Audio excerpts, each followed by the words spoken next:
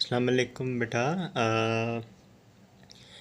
Okay, in this third part of antifungal drugs, let me quickly recap what we have done so far. So we started with antifungal drugs, okay, and antifungal drugs, they were of two types. One, which are for what type of fungal infections? Subcutaneous fungal infections and systemic fungal infections, and antifungal drugs which was for cutaneous fungal infections. Okay, so we started with this category, the antifungal drugs which are effective for fungal infections of subcutaneous tissue and the systemic fungal infections, right? Okay, in this category what did we do? Number one, we did amphotericin B, and at number two we did flucytosine, और इसके अलावा we did azole antifungals, right, and it included imidazoles and triazoles. Okay, right, and beta, I mentioned that these triazoles are the azoles which are for subcutaneous and the systemic fungal infections, but we use imidazoles for cutaneous fungal infections. Okay, so this is the reason we did not discuss this category in the previous part, and we discussed this triazoles. इसमें बेटा different drugs थी, fluconazole I remember, okay, itraconazole, posaconazole, voriconazole, right, और इसके अलावा कौन सी थी बेटा? आइसाव्यूकोनाजोल। Okay, ठीक है, ये हमने डिस्कस किया बेटा। अच्छा, इसके बाद नंबर 4 पे जो हम डिस्कस करने लगे हैं अभी, वो हैं एकाइनो कैंडेंस। एकाइनो कैंडेंस, अच्छा, इसके अंदर बेटा 3 ड्रग्स आती हैं, वो हमने डिस्कस करनी है। तो एकाइनोकेंडेंस के मैकेनिज्म ऑफ एक्शन को डिस्कस करते हैं, और इसके अंदर जो 3 ड्रग्स आती हैं उनको भी डिस्कस करते हैं, और इसको डिस्कस करने के बाद बेटा हम उसके बाद इधर जाएंगे, सही है, उन एंटीफंगल ड्रग्स को करेंगे जो कि कम्प्लीटली क्यूटेनियस फंगल इन्फेक्शंस के लिए होती हैं। ठीक है, so let's start with first echinocandins, and then we will go to the antifungal drugs which are for cutaneous fungal infections. Okay, so बेटा एकाइनोकेंडेंस के बारे में मैं कुछ बातें जो हैं, इसका मैं तो खैर नोट से ही कंटिन्यू कराऊंगा जैसे प्रीवियस लेक्चर्स में किया था, तो लेकिन इसका मैकेनिज्म ऑफ एक्शन में ज़रा क्विकली यहाँ पे समझा लूँ एकाइनोकेंडेंस का। जस्ट अ सेकेंड बेटा, एकाइनोकेंडेंस क्या करती हैं, let me tell you that. Okay, echinocandins actually they inhibit the synthesis of beta 1,3-D-glycan. Okay, they inhibit the synthesis of beta 1,3-D-glycan in fungal cell wall. in fungal cell wall. बेटा ये जो beta 1,3-D glycan है ना, ये fungal cell wall का it's a very important component of fungal cell wall. This beta 1,3-D glycan gives the strength to the cell wall actually. So if this substance is not there in the fungal cell wall, what will happen? If this substance is not there in the fungal cell wall, what will happen? Cell lysis, और cell lysis की वजह से क्या हो जाएगा? Fungal cell की death हो जाएगी. ठीक है, तो दिस इज बेटा the mechanism of action of echinocandins. Now let me continue from my notes. Okay बेटा, echinocandins include 3 drugs. Okay, caspofungin, micafungin and enidulafungin. These are the 3 drugs included in echinocandins category, right? And they all are given IV once daily. Acha, out of these 3 echinocandins, micafungin is the only echinocandin antifungal that does not require loading dose. Okay, अब बेटा loading dose तो बहुत basic pharmacology की term है, Loading dose is the initial maximum amount of dose of the drug which is required initially.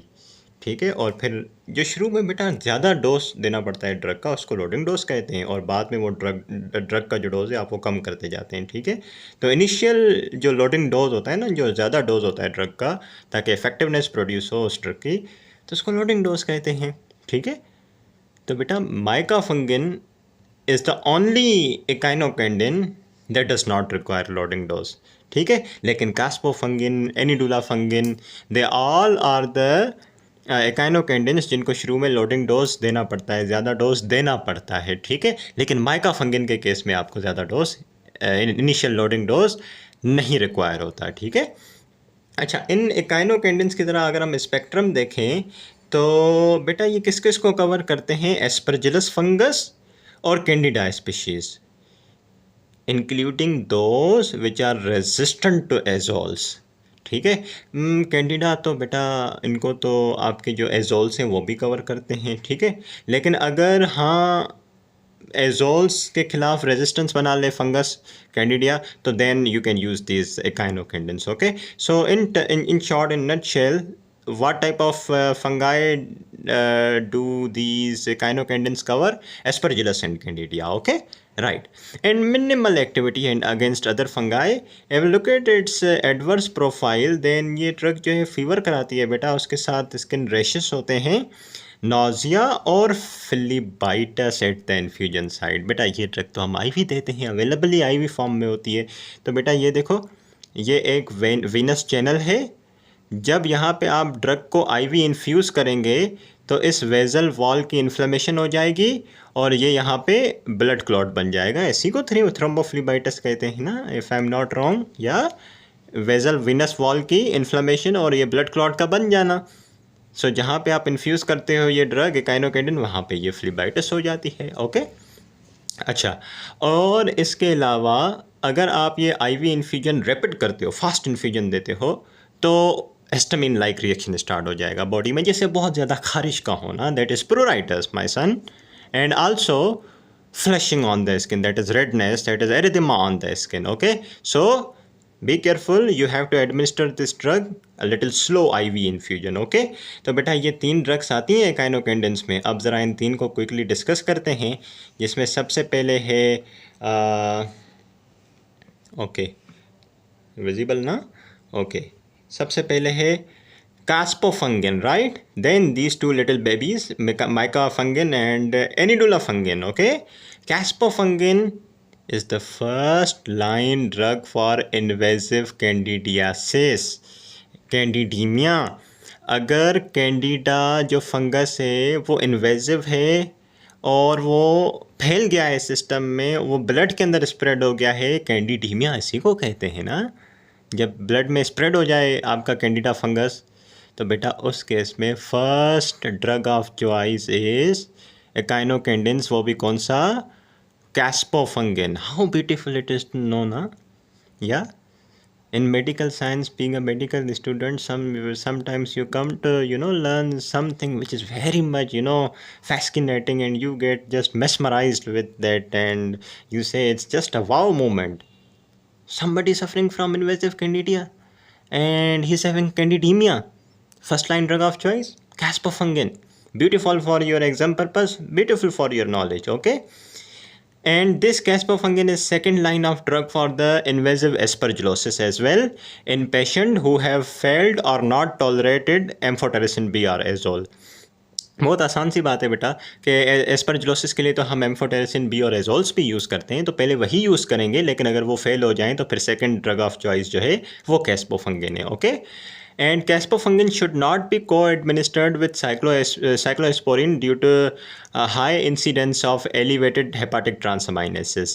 बहुत बुनियादी बात है बेटा, अगर आप कैस्पोफंगिन साइक्लोस्पोरिन के साथ यूज़ करेंगे तो लिवर के जो एंजाइम है वो ब्लड में आपको ज़्यादा मिलेंगे, जैसे हेपाटिक ट्रांसमाइनेसिस। ठीक है, मैं दोबारा मेंशन करूँ बेटा, every word in this video or whatever in the pharmacology is from your Lippincott pharmacology. Okay, so you can keep the book with yourself, you just listen to this audio, follow the book, Life is good. Okay, so yeah, let's go a little ahead.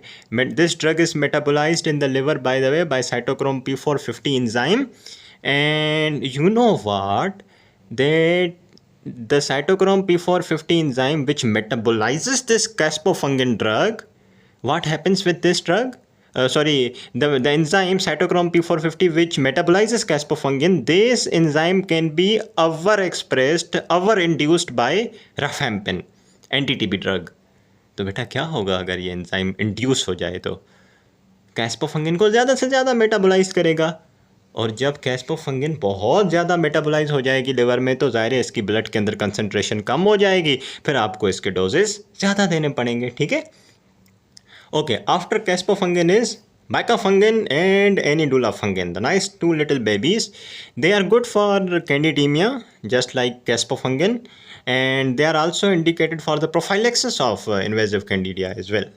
In patients who are going to go for hematopoietic stem cell transplant. बेटा ये बुनियादी बात है. देखिए, अगर मुझे कल या परसों एक ट्रांसप्लांट लगने वाला है, हेमाटोपोइटिक स्टेम सेल या किडनी ट्रांसप्लांट, तो मुझे उससे एक दिन पहले, 2 दिन पहले प्रोफाइलेक्सिकली क्या करना पड़ेगा? मिकाफंगिन लेनी पड़ेगी, ताकि मुझे ट्रांसप्लांट लगवाने के बाद फंगल इन्फेक्शन ना हो. ट्रांसप्लांट लगवाने के बाद ऐसा क्या होता है जिसकी वजह से इन्फेक्शन का चांस बढ़ जाता है? इंडिविजुअल बिकम इम्यूनो कम्प्रोमाइज्ड, तो अपॉर्चुनिस्टिक फंगल इन्फेक्शन होने के चांसेस बढ़ जाते हैं. तो आपको प्रोफाइलेक्सिकली ये माइकाफंगिन जो है बेटा लेनी पड़ेगी. ठीक है. ये लिवर में ड्रग मेटाबोलाइज नहीं होती, so this is not a substrate of cytochrome P450 anyways, and these two drugs are not having any drug interactions as well. Like caspofungin का था, इसको हम साइक्लोस्पोरिन के साथ और रिफैम्पिन के साथ यूज़ नहीं करते, लेकिन इनके ड्रग इंटरेक्शंस नहीं है. ठीक है बेटा. This is all about the antifungal drugs which are very much effective for subcutaneous and systemic infections. So I will now continue the antifungal drugs which are for cutaneous infections. Okay, so let's just start. The drugs for cutaneous mycotic infections. Okay, पहले quickly ज़रा देख लेते हैं कौन सी fungal species हैं जो cutaneous infection कराती हैं, सिर्फ क्यूटेनियस. ठीक है. पहले हमने जो डिस्कस किया उसमें क्या आ गया था? कैंडिडा, एस्परजिलोसिस और स्किडोस्पोरियम, वो सारे सिस्टेमिक और सबक्यूटेनियस इन्फेक्शंस कराते हैं. लेकिन यहाँ पे हम ऐसे फंगाई की बात करेंगे जो सिर्फ स्किन पे इन्फेक्शन कराते हैं मोस्टली. जैसे 3 मेजर स्पीशीज़ बेटा, 3 मेजर स्पीशीज़ जो कि स्किन के इन्फेक्शन कराती हैं फंगस की, सिर्फ स्किन पे. ये सब क्यूटेनियस की बात नहीं होगी, सिस्टम की बात नहीं होगी. ठीक है. तो क्यूटेनियस इन्फेक्शन जैसे कि आप बोलो बेटा ट्राइकोफाइटन स्पीशीज़, जिससे टीनिया के इन्फेक्शन होते हैं, माइक्रोस्पोरम और एपिडर्मोफाइटन, ये 3 खतरनाक किस्म की स्पीशीज़ हैं बेटा जो स्किन इन्फेक्शंस कराती हैं. ठीक है. अच्छा, अब बेटा इस कैटेगरी में जो ड्रग्स आती हैं ना, मैं इसका एक क्विक आपको ओवरव्यू दे दूं एक प्लेन पेज पे. ठीक है. फिर उसके बाद हम इनको ज़रा डिस्कस करते हैं. ठीक है. So quickly let me tell you that. Okay, yeah there we go. Right. So now you see that drugs for cutaneous mycotic infections. Drugs for what? These are antifungal drugs, by the way. Antifungal drugs for cutaneous mycotic infections. Okay. Beta, let me quickly tell you. They include number 1, squalene epoxide inhibitors. Squalene epoxide inhibitors. ठीक है. इसके अलावा ग्रासियोफुल्विन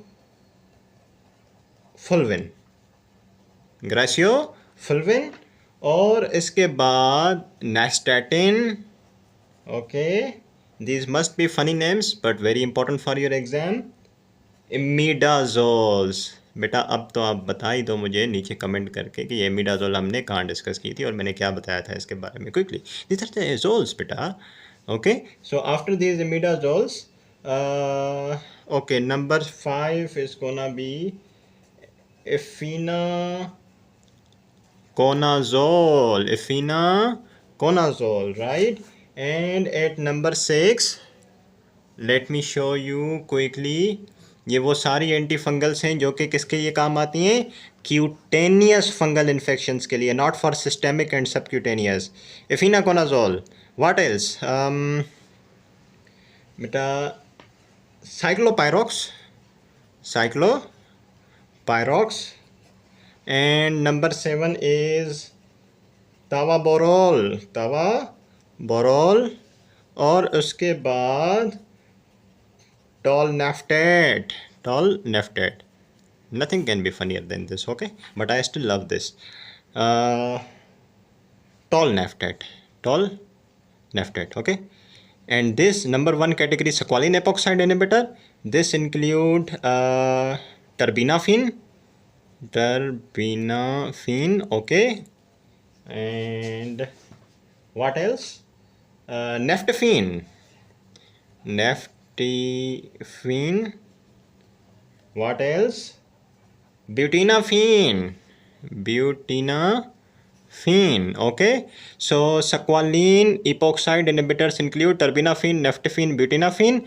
squalene epoxide inhibitors के बाद दूसरे number पे ग्रिशियोफुल्वेन, तीसरे पे निस्टैटिन, चौथे पे imidazole, fifth is efinaconazole, ciclopirox, tavaborole and tolnaftat for you my boys. Okay, so let's start with this first, squalene epoxide inhibitors, जिसमें ये सारी ड्रग्स आती हैं, टर्बिनाफिन, नेफ्टेफिन और butenafine. Okay, right, so let's start with this. Right beta, so let's we start with squalene epoxide inhibitors. Okay, squalene epoxide inhibitors was number 1 we had to discuss, and इसमें 3 drugs आती हैं जैसे मैंने बताया, terbinafine, naftifine और बुटिनाफिन. तो पहले इसका बेटा हम जनरल मैकेनिज्म ऑफ एक्शन देख लेते हैं जल्दी से, फिर इनकी 3 ड्रग्स को ज़रा डिस्कस करते हैं.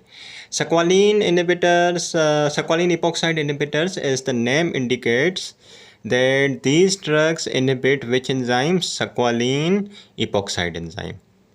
और बेटा जब ये एंजाइम ब्लॉक हो जाएगा तो क्या होगा, जो फंगल सेल मेम्ब्रेन में एक बहुत ज़बरदस्त कंपोनेंट होता है अर्गोस्टिरोल, उसकी बायोसिंथेसिस रुक जाएगी. And guess what's going to happen when this ergosterol is not synthesizing? क्या होगा बेटा, सेल की परमेबिलिटी बढ़ जाएगी. ठीक है, सेल की इंटीग्रिटी नहीं रहेगी, सेल की परमेबिलिटी बढ़ जाएगी, जिसकी वजह से फंगल सेल की डेथ हो जाएगी. ओके, तो बेटा starting with terbinafine, this is very important drug. देखते हैं ये कौन से फंगस को कवर करती है. ये कवर करती है बेटा, वैसे ये ओरल फॉर्म में भी होती है, टॉपिकली भी दे सकते हैं, मतलब ओरली भी आप दे सकते हो स्किन इन्फेक्शन के लिए, और स्किन के ऊपर जहाँ इन्फेक्शन है टॉपिकली भी लगा सकते हैं. ओरल टर्बिनाफिन 3 महीने के लिए बेटा यूज़ की जाती है, और टॉपिकल टर्बिनाफिन इसकी 1% क्रीम या जेल या सोल्यूशन फॉर्म में ये 1 हफ्ते के लिए इस्तेमाल की जाती है. ठीक है, अच्छा, अब ये हम टर्बिनाफिन यूज़ करते हैं फॉर ओनिकोमाइकोसिस, टीनिया कैपिटिस.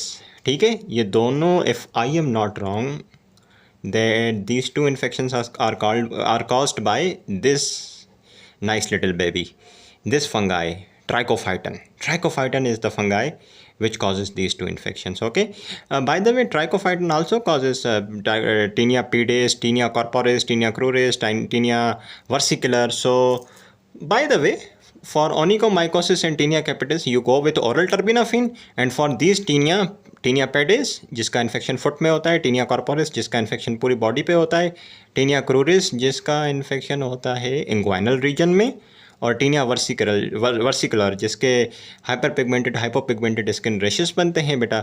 और इसके लिए जो है आप टॉपिकल टर्बिनाफिन यूज़ करते हैं. कुछ ये ऑलमोस्ट सारे जो इन्फेक्शन है ना फंगस के, वो ट्राइकोफाइटन से होते हैं. ठीक है, और उसके अलावा कुछ और फंगाई जो टर्बिनाफिन कवर करती है, जैसे कैंडिडा हो गया, एपिडर्मोफाइटन हो गया, और स्कोप्युलेरियोप्सिस हो गया. ठीक है, तो बेटा टर्बिनाफिन का आपने कुछ स्पेक्ट्रम देख लिया कि क्या क्या ये कवर करती है. अब ज़रा हम क्विकली इसकी फार्माकोकाइनेटिक्स देखते हैं ज़रा. So in pharmacokinetics let me just quickly focus on to the video. Okay, as I mentioned earlier कि ये ओरल फॉर्म में भी अवेलेबल है और टॉपिकल भी अवेलेबल है, ठीक है। अच्छा, I have a little question for you, if you love to answer do it please in the comments. For which infections we use these drugs orally and for which infections we do use it topically? Do mention it please, okay, just for your learning purpose. Right. इसका बेटा okay, अब इसके ज़रा हम थोड़ा तफसील से pharmacokinetics बात करते हैं. बहुत आसान सी बातें हैं कि बेटा जब आप इस ड्रग को ओरली देते हो ना, तो जब ये ड्रग इंटेस्टाइन में जाती है और लिवर में जाती है तो इसका फर्स्ट पास मेटाबॉलिज्म हो जाता है. अब बेटा I am not going to tell you first pass metabolism, this is again a very basic terminology of basic pharmacology, but still I'm going to give you some idea, being a good teacher, that first pass metabolism is the metabolism or the series or linkage of the reactions through which a drug has to go in the liver. अगर ये ज़्यादा होगा तो drug कम से कम पहुंचेगी blood में, यानी कि ड्रग की बायो अवेलेबिलिटी कम से कम होगी. और अगर ये ज़्यादा होगा बेटा, कम होगा फर्स्ट पास मेटाबॉलिज्म, तो ड्रग ब्लड में ज़्यादा पहुंचेगी. अच्छा, अब फर्स्ट पास मेटाबॉलिज्म ज़्यादा हो रहा है तो उससे क्या होगा, ड्रग ब्लड में कम पहुंचेगी, जिसकी वजह से बायो अवेलेबिलिटी कम हो जाएगी अप टू 40%, ठीक है. और दूसरा, जब ये ड्रग ऑरली देने के बाद ब्लड में आती है तो ब्लड में ट्रेवल करती है प्लाज्मा प्रोटीन के साथ बाइंड करके, हाईली प्रोटीन बाउंड होती है, ठीक है. और ब्लड में आने के बाद ये कहाँ कहाँ डिस्ट्रीब्यूट हो जाती है, पेरिफेरी पे जाएगी ज़ाहिर है, क्योंकि क्यूटेनियस इन्फेक्शंस को ट्रीट करना है तो स्किन में जाती है, नेल्स में, एडिपोस टिश्यूज़ में, ठीक है. हाफ लाइफ इसकी बड़ी ज़बरदस्त है बेटा, 200 to 400 hours is the half life. That means we have to use it, I can say, एक दिन में बेटा 24 घंटे होते हैं तो आप okay almost you can use it 4 days later, right, to meet its half life, right. Oral terbinafine liver में मेटाबोलाइज होती है with the help of cytochrome P450 enzyme, और ये P450 enzyme specially 2D6 variant, और ये drug जो है urine में एक्सक्रीट हो जाती है. Okay, have a look at some adverse effects of terbinafine. Adverse profile seems okay, let's see. Hepatic transaminases को ये ड्रग जो है बढ़ा देती है. Again, I have a question for you, beta, just for learning purpose. Let me know in the comments which drug previously we discussed जो कि रेफेम्पिन के साथ अगर दे दी तो हेपाटिक ट्रांसअमाइनेसिस बढ़ा देती है. लेट मी नो बेटा प्लीज़. ओके, इसके अलावा बेटा इसके जो एडवर्स इफेक्ट्स हैं उसमें डायरिया, डिस्पेप्सिया, ठीक है, and some side effects like nausea, headache and skin rashes, and some disturbances like taste and visual disturbances. Okay, yeah, this is all about terbinafine. I think this was not really difficult. Okay, let's talk about two other squalene epoxide inhibitors like naphthafine and butinafine. Nice two little babies, but still very much effective, very much interesting to learn. Naphthafine is good against all these nasty fungi like trichophyton, microsporum, epidermophyton. That's great. Okay. Naphthafine cream is available, gel is available for topical treatment of all the infections caused by trichophyton like Taenia corporis, Taenia cruris, Taenia pedis. कार्पोरिस कहाँ का infection था बेटा, taenia infection पूरी body का, cruris कहाँ का था, inguinal reason का, ग्रोइन का, और पीडिस कहाँ का था, फुट का, ठीक है. 2 से 4 हफ्ते के लिए हम नाफ्थेफिन यूज़ करते हैं और हमें इसका जो है इफ़ेक्ट मिल जाता है, ठीक है. तो ट्राइकोफाइटन के इफेक्टिव के खिलाफ भी इफेक्टिव है, माइक्रोस्पोरम भी और एपिडर्मोफाइटन भी, ठीक है बेटा. और ट्राइकोफाइटन के इन्फेक्शन सारे ये कवर करती है ऑलमोस्ट, कार्पोरिस, क्रूरिस, पीडिस. और बेटा जो बुटीनाफिन है, it is active against trichophyton rubrum topically, उसके अलावा एपिडर्मोफाइटोन और मेलासीजिया, ठीक है. मेलासीजिया जिससे सेबोरिक डर्माटाइटिस भी होती है, you will learn in pathology medicine of dermatology. Okay बेटा, this is all about the squalene epoxide inhibitors. What was number 2 category in antifungal drugs which are for cutaneous infections? It was griseofulvin. Griseofulvin, right? Griseofulvin, beta, let's talk about it. This is again a very interesting drug to read about it, learn it. If we'll see it, the beta mechanism of action of ग्रेसियोफुल्विन, आप उम्मीद है कि साथ साथ notes भी देख रहे हैं, मेरी आवाज़ भी सुन रहे हैं बहुत अच्छे से। तो बेटा ग्रेसियोफुल्विन जो है ना, ग्रेसियोफुल्विन का मैकेनिज्म ऑफ एक्शन कुछ इस तरीके से होता है कि बेटा ये अगर आपका फंगल सेल है और इस फंगल सेल में ये आपके अगर माइटोटिक स्पिंडल्स हैं, उम्मीद है कि ऐसे ही होते होंगे कि because I am not drawing very effectively very good, but these are the mitotic spindles in the fungal cell. और ये माइटोटिक स्पिंडल ज़ाहिर है माइटोसिस कराने में बहुत मददगार होते हैं और they are very helpful, they are very need, it's something very important for mitosis. Okay, you know what griseofulvin, what does it do? Graciofulvin is going to cause disruption of the mitotic spindles. Once the mitotic spindles are disrupted, there will be inhibition of fungal mitosis. Fungistatic effect produce हो जाएगा, fungus multiply नहीं करेगा, no activity, this is fungistatic effect. Okay, लेकिन the griseofulvin has something wrong with it, I think that it requires long duration of treatment. बहुत वक्त आपको ग्रेसियोफुल्विन use करनी पड़ेगी तब जाके इसके इफेक्ट्स मिलते हैं। और जैसे कि एक मिसाल दी हुई है कि ओनिकोमाइकोसिस एक फंगल इन्फेक्शन है नेल्स का, ठीक है, जो कि ट्राइकोफाइटन स्पीशीज़ से होता है, और इसको ट्रीट करने के लिए अगर आप ग्रेसियोफुल्विन यूज़ करते हैं तो you have to use it for at least 6 to 12 months. Okay, so therefore griseofulvin is largely replaced by oral terbinafine, especially for the treatment of onychomycosis. Because obviously, how a patient can adhere to griseofulvin or any drug for 6 to 12 months is so long. Okay, yeah, so adherence is very low, so we need something which can provide some very quick effects, right? So we have to go with terbinafine, right? We discussed in the squalene epoxide inhibitors, right? ग्रेसियोफुल्विन ये हम देते हैं drug बेटा ultra fine crystalline preparation के form में देते हैं, ठीक है। ये ऑरली देते हो आप और फिर ये एडिक्वेटली जीआईटी में से एब्जॉर्ब हो जाती है, and absorption is enhanced by high fat meals, ठीक है। So you can mark it, it's important thing, right. अच्छा, ड्रग जब इंटेस्टिन से एब्जॉर्ब होकर ब्लड में आती है तो फिर वो क्विकली पेरिफ्रीज की तरफ जाना स्टार्ट हो जाती है, डिस्ट्रीब्यूट हो जाती है, क्योंकि इसने फंगल इन्फेक्शन को ट्रीट करना है ना। सो इट कहाँ डिस्ट्रीब्यूट होती है? स्किन में, नेल्स में, जो स्किन हेयर्स हैं, एडिपोज टिश्यू में, ठीक है। अच्छा, और कुछ इसकी बातें इससे रिलेटेड बेटा कि ये जो ड्रग है it is contraindicated in pregnancy, contraindicated in porphyria. Can you please let me know in comment section which was the drug which was absolutely contraindicated in pregnancy? That was teratogenic. I mentioned it as loudly as possible. Let me know please, my boys, right? All the students, please let me know what was the drug, right? Again, we got this griseofulvin. It's contraindicated in pregnancy and porphyria.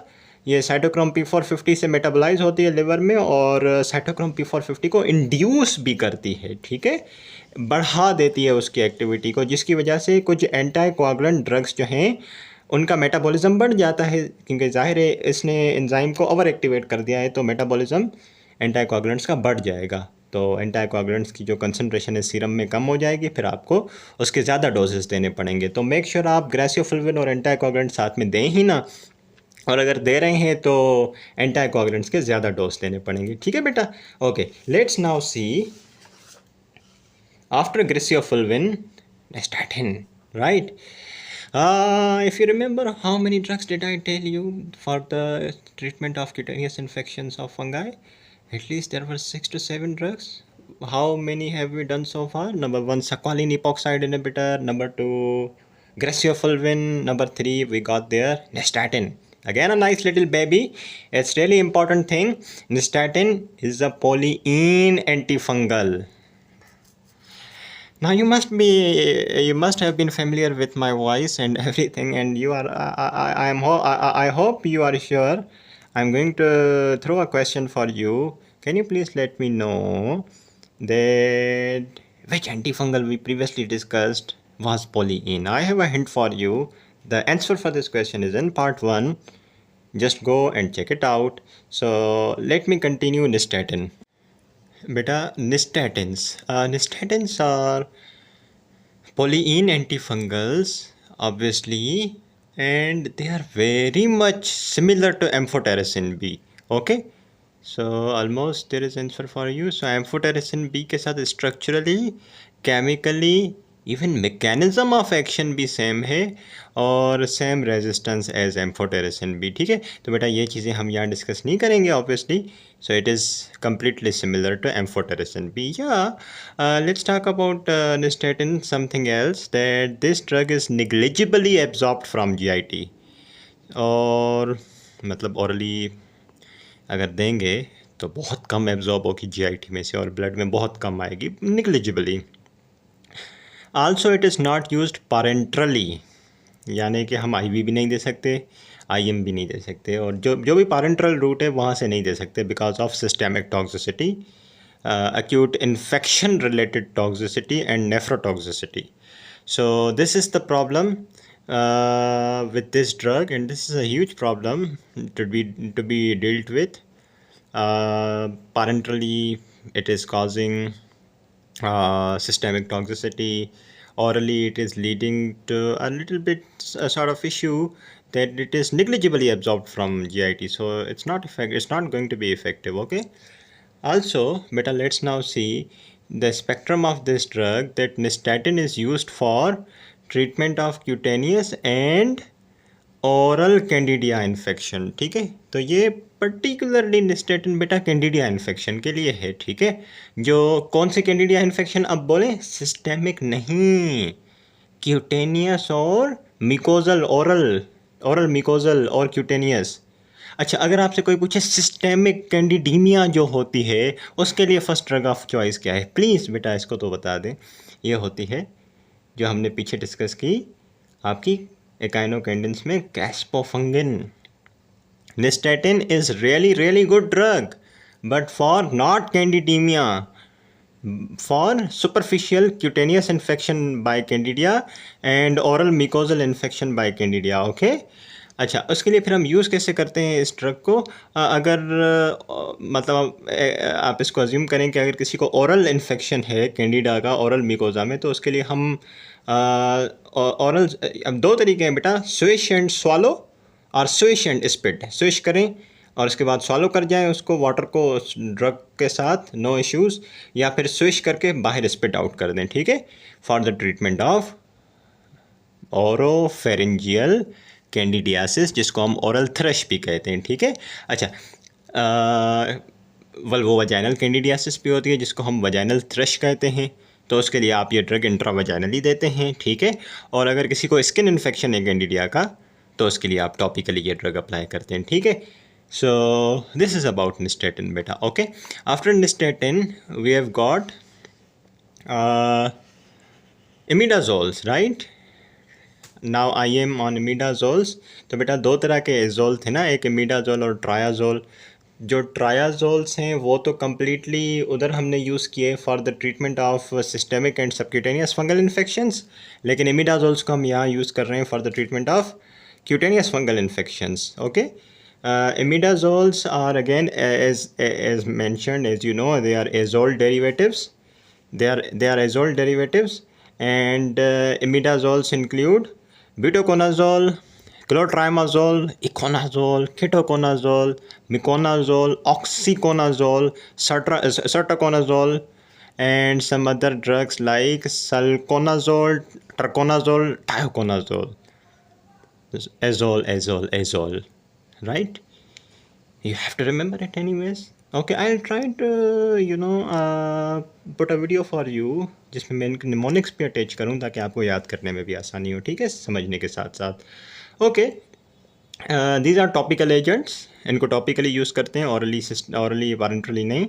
They are effective against what species, इसका spectrum देखें ज़रा जल्दी से, Epidermophyton, ठीक है, microsporum, trichophyton, Candida और मेलासीजिया। ये बड़ी, these are nasty little babies, these are nasty fungi which cause some serious fungal infections, जैसे कि ट्राइकोफाइटन से खास करके टीनिया के इन्फेक्शन होते हैं, कार्पोरेस, क्रूरेस, पीडेस, ठीक है। और इसके अलावा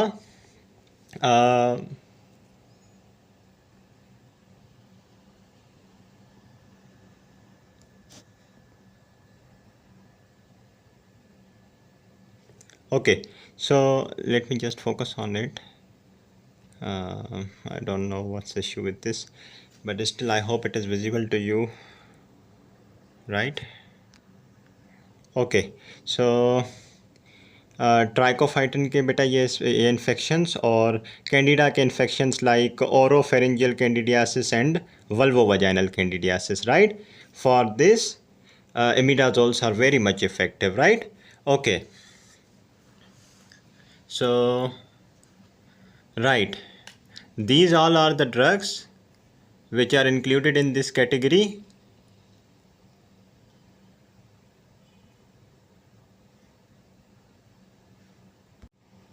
Okay, so beta, out of these all drugs, this clotrimazole, is also available as trosh, that is in the form of lozenge. Okay, हमने वैसे तो कहा था बेटा कि ये जो इमिडाजोल्स हैं वो ऑलमोस्ट सारी जो है टॉपिकली अवेलेबल हैं, टॉपिकल फॉर्म में, लेकिन clotrimazole is not available in topical form only, but is available in what form बेटा? ये लोजेंजिस की फॉर्म में भी होता है. लोजेंजिस आई होप आपको पता हो बेटा क्या होते हैं. जो टिक्कियाँ होती हैं छोटी सी, जैसे कि CSC आपने कभी पी हो, कभी किसी को दी हो, इस्तेमाल की हो, right? That are lozenges. Okay, और बेटा इसमें जो टॉपिकली भी आती है क्लोट्राइमाजोल, और इस फॉर्म में भी आती है लोजेंज की फॉर्म में, यानी टॉपिकली आप स्किन पे भी लगा सकते हो और लोजेंज के फॉर्म में आप औरली भी यूज़ कर सकते हो इसको, ठीक है? अच्छा, जो मिकोनाजोल है मिकोनाजोल जो है बेटा वो टॉपिकली तो आती ही आती है, और उसके अलावा जो है miconazole is also available as buccal tablet for the treatment of thrush. मतलब ये है कि आप बक्कल कैविटी में इसको रखते हैं, इस ड्रग को छोटी सी बक्कल कैविटी में रखने के लिए बक्कल टेबलेट आती है किसकी? मिकोनाजोल की, for the treatment of thrust. अगर किसी को ओरल थ्रश है तो उसके लिए आप ये बेटा यूज़ कर सकते हैं, ठीक है? वैसे तो ये भी ज़ाहिर है टॉपिकली अवेलेबल होती है, लेकिन ये बक्कल टेबलेट की फॉर्म में भी अवेलेबल है, ठीक है? उसके अलावा ओरल केटोकोनाजोल जो है, it is rarely used. Oral ketoconazole is rarely used due to risk of severe liver injury, adrenal insufficiency, and drug interactions in the liver. Okay, so this is the reason we do not prefer to give ketoconazole orally, right? This was written in your Lippincott as per your textbook Lippincott. This is what I have mentioned here, beta. Okay, we did nystatin, imidazoles, and now it is done for, okay, efinaconazole. Okay, at number 5, it is a topical triazole for cutaneous infections of fungus, जैसे कि टोनेल का जो infection होता है बेटा, and they also have some activity against candida albicans. लेकिन candida अल्बाइकन्स के लिए मैंने ऊपर बहुत अच्छे ऑप्शंस आपको बताए, खास करके निस्टैटिन, ठीक है? तो बेटा जो टो नेल होता है, जो नेल प्लेट होती है, उसका इन्फेक्शन होता है, तो उसके लिए हम efinaconazole we prefer to use. Okay, fungal infection of nail is by the way called onychomycosis, which may be caused by Trichophytum rubrum, Trichophyton mentagrophytes. Okay, yeah. So onychomycosis क्या होती है बेटा? Is a fungal infection of the nail, जैसे यहाँ लिखा हुआ है toe nail, caused by Trichophyton rubrum or Trichophyton mentagrophyte and some other species as well. So if somebody is you are looking at somebody who is having toe nail में fungus का infection, जिसको onychomycosis कहते हैं, you may go with this drug. Okay, efinaconazole. Duration of treatment is, this is not really good, probably 48 weeks. You have to use this drug. Keep on applying on the nail and you will get rid of it one day. Okay, this is as per your textbook beta. Okay, now remaining part of the drugs. Okay, remaining drugs antifungal which are for cutaneous infections, like your cyclopyrox. Okay, cyclopyrox is not polyene, it is pyridine antimycotic. अगर इसका हम थोड़ा quickly इसका mechanism of action देखें तो बेटा ये क्या करती है, it inhibits the transport of, you can see just read over here, it inhibits the transport of essential elements in the fungal cell, disrupting the synthesis of DNA, RNA and proteins. तो बेटा ये क्या करती है drug, अगर आप ये फ़र्ज़ करें ये एक फंगल सेल है, तो इस फंगल सेल के अंदर जो डीएनए बनता है, आरएनए बनता है, जो प्रोटीन्स बनती हैं, उसके लिए कुछ ज़रूरी एलिमेंट्स के आने की ज़रूरत होती है। Some elements come outside of the cell, fungus में use it from the human body और from its environment to grow its DNA, RNA and proteins. But this cyclopyrox does what? It actually disrupts this transport of essential elements in the fungal cell. So there will be no synthesis of DNA, RNA and proteins. Okay. Beta, cyclopyrox is active against what species of fungus? You can see Trichophyton, जिसमें taenia के infection आते हैं, Epidermophyton, microsporum, Candida, ठीक है, और मेलासीजिया। ठीक है, मेलासीजिया से मैंने पीछे क्या बताया बेटा, सेबोरिक डर्माटाइटिस भी होती है। ठीक है, ओके। साइक्लोपायरोक्स का बेटा ये शैम्पू इसका फॉर्म आती है, and it is used for the treatment of seborrheic dermatitis caused by, seborrheic dermatitis किससे होती है बेटा, मैंने बताया मेलासीजिया से होती है। ठीक है, ओके। और इसके अलावा बेटा सेबोरिक डर्माटाइटिस तो आपकी हो गई मेलासीजिया से, और ये जो टीनिया के इन्फेक्शन हैं, टीनिया पीडेस, कॉर्पोरिस, क्रूरिस, ठीक है, tinea versicolor, they all are caused by trichophyton. So इसके लिए भी ciclopirox is effective. And ciclopirox की, ओके, सेबोरिक डर्माटाइटिस तो क्योंकि है ही बेटा मोस्टली हेयर और स्कैल्प का इन्फेक्शन, तो उसके लिए तो शैम्पू फॉर्म यूज़ करनी पड़ेगी, लेकिन टीनिया तो स्किन के इन्फेक्शन हैं, तो उसके लिए तो शैम्पू यूज़ नहीं कर सकते। They are treated with cream, gel और सस्पेंशन। ठीक है, और जैसे कि कुछ ट्राइकोफाइटन स्पीशीज़ होती हैं जिनसे ओनिकोमाइकोसिस होती है, that is fungal infection of nail, तो उसके लिए नेल लिक्वर्स यूज़ कर सकते हैं। ठीक है बेटा, this is ciclopirox for you, right. After this we have got tavaborole and tolnaftate, right? Nice little two babies. We are almost done, and we are about to get done with this big target of antifungal drugs. Very important topic of your dermatology. Be careful beta. Tavaborole, how does this drug work? What's the mechanism of action? It actually inhibits what enzyme? Amino acyl transfer ribonucleic acid synthetase enzyme, and thus preventing fungal protein synthesis. तो बेटा ये जो enzyme है amino acyl transfer ribonucleic acid synthetase, ये चाहिए होता है fungal cell walls, fungal proteins की सिंथेसिस के लिए। ठीक है, तो अगर ये एंजाइम हम ब्लॉक कर दें तवाबोरोल की मदद से, क्या फंगल प्रोटीन्स बनेंगी? No. So that's good, I think. Okay, bad for fungus, good for us. Okay, this drug is again active against Trichophyton rubrum, Trichophyton mentagrophytes and Candida albicans. Okay बेटा, spectrum याद करना पड़ेगा। Okay, इसके लिए भी कुछ मैं निमोनिक अटैच करने की कोशिश करूँगा। ठीक है, अच्छा, topical solution for the treatment of टोनेल onychomycosis. Trichophyton species से ओनिकोमाइकोसिस होती है, that is fungal infection of nail. ठीक है, तो उसके ट्रीटमेंट में तवाबोरोल का टॉपिकल सोल्यूशन यूज़ किया जा सकता है। ठीक है, इसको भी बेटा 48 वीक्स ट्रीटमेंट चाहिए होता है। ठीक है, okay, this was tavaborole for you. Then is tolnaftate. Tolnaftate, it is a topical thiocarbamate, and it distorts the hyphae and stunts the mycelial growth. Hyphae are those sort of branching arms rising from the fungal cell. Okay, if you just can see, I'm sure you really have knowledge about this, the fungal hyphae. This is something from your basic science, and you know, this drug tolnaftate actually distorts those hyphae. This is how, you know, if hyphae are distorted, how can a fungus grow? Not possible, na? And it is active against the same thing, Malassezia furfur. This M. furfur is Malassezia furfur.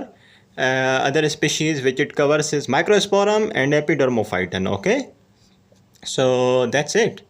And okay also effective against this trichophyton के जो सारे infections हैं जैसे tinea pedis, tinea cruris, tinea corporis, ये सारे बेटा trichophyton के infections हैं ना, तो उनके लिए भी ये ड्रग बड़ी इफेक्टिव होती है.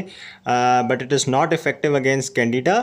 ये सॉल्यूशन की फॉर्म में, क्रीम और पाउडर की फॉर्म में अवेलेबल होती है. ठीक है बेटा, I have tried to cover each and everything from your text book Lippincott. It's I know it's a lengthy topic, anti fungals, it's a big topic बेटा, but listen to it carefully. Just if you want to appreciate me, and just share this video to your friends, okay? And at the end of this lecture, I have attached the lecture notes of all three parts of this video, so you can just stop the video after this and take the screenshot and follow them. And also beta, I have some questions also attached for you at the end of this video from your textbook. Nothing to do, just take the lecture, solve those questions, let me know in the comment section. Easy life, easy learning, happy learning. Okay, take care. Class dismissed.